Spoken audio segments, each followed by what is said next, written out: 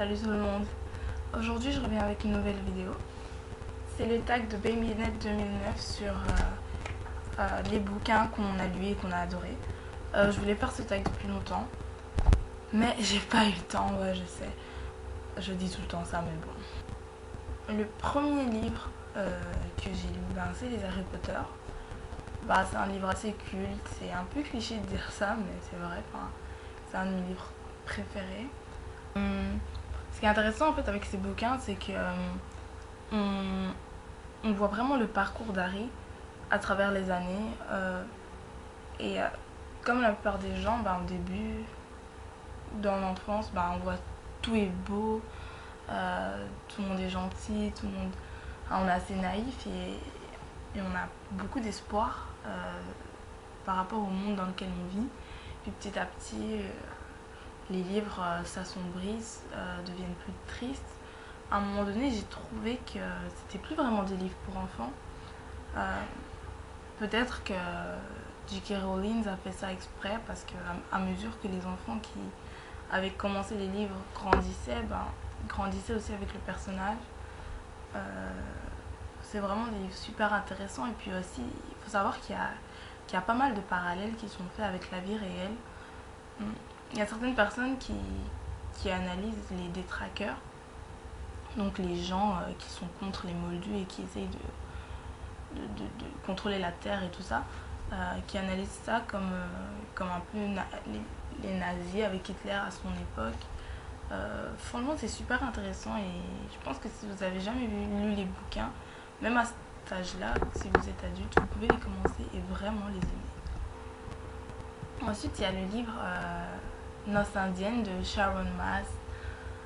C'est un livre, ça peut apparaître comme un livre ultra cliché sur Bollywood et tout ça, mais ça n'a absolument rien à voir avec ce qu'on croit. C'est un livre qui se déroule sur 3 continents. Et il y a donc 3 continents, 3 époques différentes et 3 personnages différents. À la fin, ils vont tous se rassembler. Donc, il y a 2 petits-enfants qui vivent en Inde, une petite fille qui vit en Guyane. Donc, les petits-enfants qui vivent en Inde, c'est dans les années 30 ou 40. Cette fille qui habite en Guyane, c'est dans les années 70. Et un petit garçon qui habite en Angleterre. Et ça se passe dans les années 90. C'est vraiment un très très beau livre avec lequel j'ai vraiment, je pense que j'ai peaufiné ma passion pour la lecture parce que c'est la première fois que je découvrais à quel point on pouvait s'immiscer dans un autre monde, dans une autre époque, dans un autre pays grâce à la lecture. Et en lisant ce livre-là, vous sentiez limite les odeurs, vous voyez les fleurs. Je trouve que c'est un livre très bien écrit que je conseille particulièrement. Il y a Amélie Nothomb aussi que j'aime bien.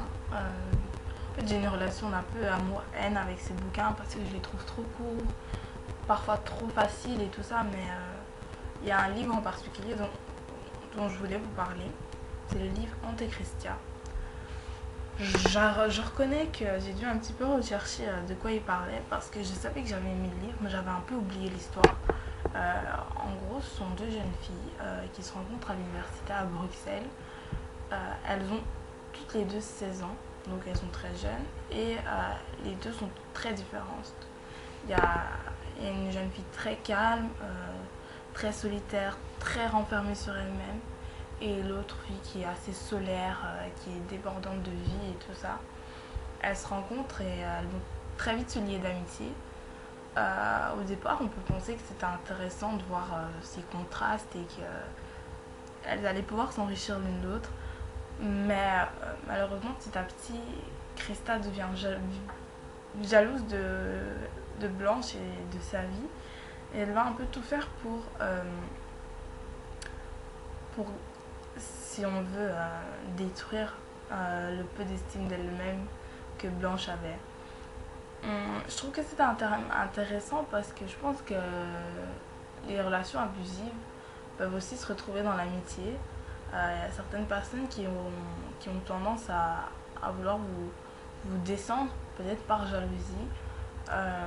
C'est un livre assez chouette que je vous conseille. Il y a le livre que je lis en ce moment qui s'appelle Les morues de Titu Loco. Alors, c'est un livre dont beaucoup de gens ont parlé, surtout sur la blogosphère. C'est comme ça que j'ai découvert et que je me suis dit que j'allais le lire. Je dois vous avouer que je ne l'ai pas encore fini, mais du peu que j'ai lu, j'ai beaucoup aimé.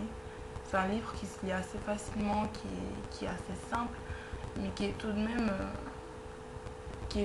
recherché quand on regarde les analyses des personnages. C'est pas forcément des personnages clichés ou typiques. Excusez-moi. C'est un livre qui commence par l'enterrement d'une jeune femme qui avait une vie très très bien, très rangée, avec un fiancé, un bon travail. Et ce décès serait dû à un suicide. La meilleure amie de cette fille-là ne veut pas y croire parce que ça ne correspondait pas du tout à l'image qu'elle se faisait de son amie. Donc elle va essayer d'enquêter par elle-même et d'aider Moru. Les Morus, c'est un groupe d'amis qui se retrouvent chaque vendredi soir, qui racontent toutes leurs petites aventures. Les deux personnages principaux que moi je vois pour l'instant, c'est Emma, donc la meilleure amie qui démarre cette enquête, et Fred. Fred, c'est un jeune homme qui était très intelligent, qui a fini ses études très tôt et qui a tout abandonné. Il était arrivé, je pense, en master de Polytechnique. Et il a tout abandonné pour aller vivre dans un HLM. Enfin, c'est un livre intéressant. Je ne l'ai pas fini, donc je ne pouvais pas vous en dire plus. De toute façon, je ne pourrais pas.